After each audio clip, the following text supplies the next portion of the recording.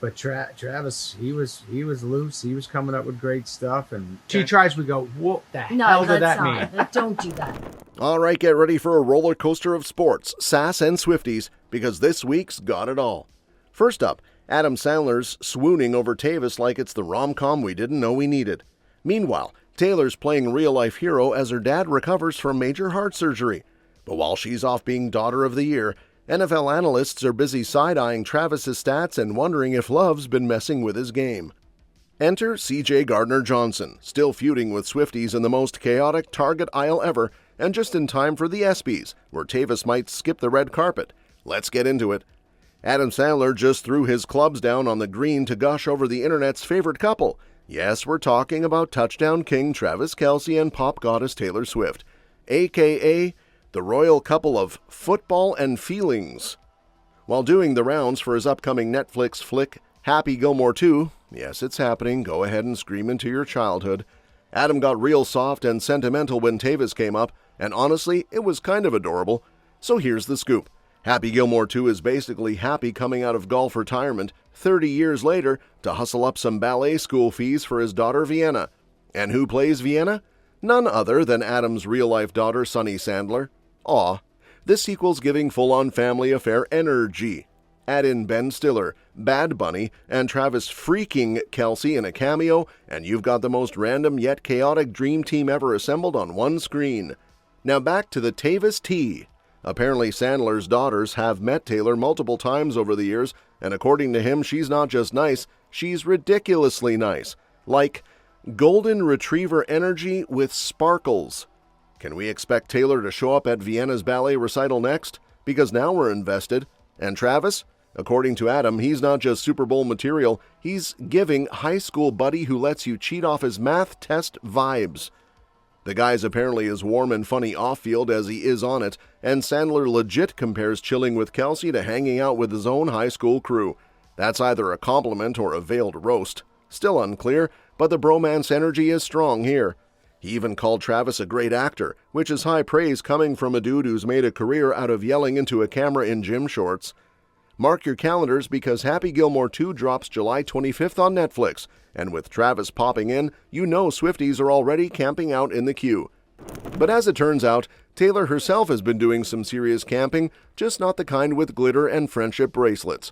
According to insiders, she practically moved into the hospital after her dad, Scott, had to undergo a quintuple bypass surgery. Yup, 5 arteries, 1 major health scare, and a whole lot of heart in every sense of the word. Apparently, when doctors told Scott something was off during a routine checkup, the whole Swift family hit emergency mode faster than Travis and a fourth and long. Word on the street is that Taylor, her mom Andrea, and her brother Austin, yep, not Justin, let's stop calling him that, stayed glued to Scott's side like backstage passes at a sold-out stadium show. One insider described it as Taylor entering full-on daughter mode. We're talking no glam squads, no paparazzi-friendly outfits, just sweatpants, hospital coffee, and probably a playlist that slaps in both sad and hopeful moods. Honestly, if there's one thing more iconic than Taylor's discography, it's her loyalty game.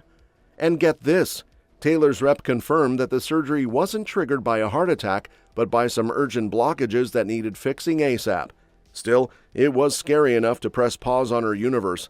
Insiders say the fam caught it just in time, and now Papa Swift is recovering with the full Swift squad rallying around him. As if we needed more proof that behind all the Grammys and glitter, Taylor's still that girl who will drop everything when her people need her.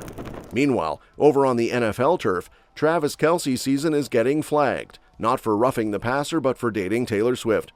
Yep, some analysts are straight up blaming the Queen of Pop for his meh stats last year. One ex-coach turned commentator threw shade, suggesting Tayvis might have been more of a distraction than a dream team, and fans are either rolling their eyes or running the numbers. Let's get into it. Travis clocked in a career-low 823 yards last season and only managed 4 catches for 39 yards during the Super Bowl, where the Chiefs got spanked so hard, even Mahomes looked confused. Sure, he's 35 and has more Super Bowl rings than most players dream of, but that didn't stop the "he's lost his edge" whisper campaign from blowing up louder than a surprise album drop. Apparently, some folks think the real problem wasn't his age or mileage, it was the fact that he spent the offseason juggling a new romance, a podcast, a game show, a new TV gig, and zero chill. Basically, the man went full Hollywood. Still, it's not like he was catching passes with one hand and holding tailors with the other, although that visual is kinda iconic. Analysts claim he's pressing pause on all the extracurriculars this year to focus on the game.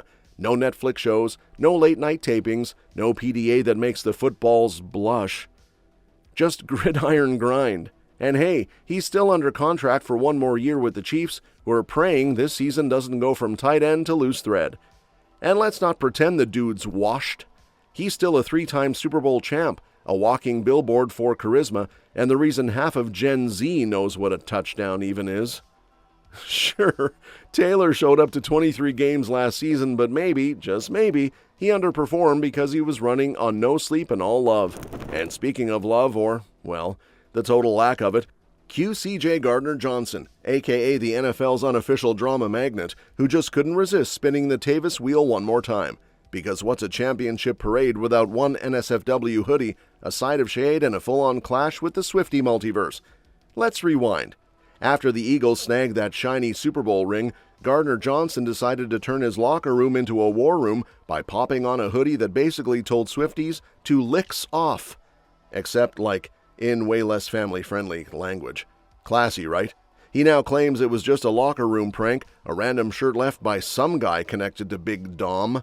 Yes, that Big Dom. And that he didn't pick it out on purpose. Sure, bro. Because everyone casually throws on explosive meme-ware for national TV by accident. But the Swiftie wrath? Oh, it descended. Yelp pages were bombed. His mom's restaurant took the hit, which is tragic. Leave the moms out of this. And even the Superdome got spicy when Taylor got booed during her Jumbotron cameo. It wasn't just your average fandom feud. This was pop culture warfare, served up with glitter grenades and Yelp reviews sharp enough to slice egos. Now fast forward to this week, and CJ decides he's ready for peace talks, in Target, of all places. Apparently Swifties have started giving him weirdly wholesome compliments in the paper towel aisle, like, "We don't like what you said, but we love your vibe. Want a selfie?" And yes, somehow this bizarre détente is happening between toilet paper and toothpaste. Despite doubling down on his anti-Tay comments earlier this year, especially the one about how Travis should have stuck with Kayla Nicole if he wanted to keep winning, CJ now seems more chill. But let's be real, no one forgets a viral feud with the Swifties, especially not when there's a red carpet involved and every glittery flashbulb is waiting to see if Tayvis is pulling up arm in arm at the 2025 ESPY Awards. Spoiler alert! Probably not. While the sports world is rolling out the fancy lights and dusting off the trophies for its annual Sparkle Fest at the Dolby Theater, one very specific sparkle, Taylor Swift, is likely to be a no-show. And no, it's not because she's avoiding more athlete drama. This time it's strictly a family-first situation.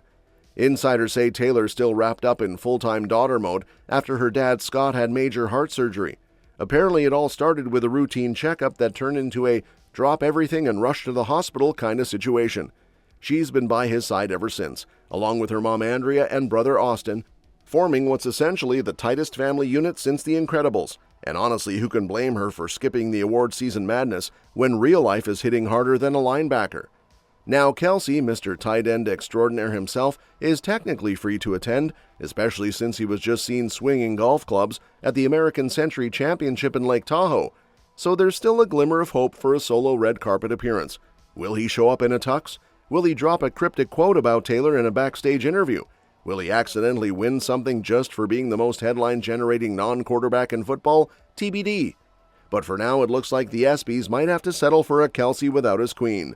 The Dolby Theater may be packed with legends like Steph Curry, Simone Biles, and Caitlin Clark, but if Tayvis doesn't hit that carpet, expect half the camera flashes to suddenly dim and at least one Swiftie to cancel their ESPN subscription out of emotional protest. That's all for this video, folks. See you next time.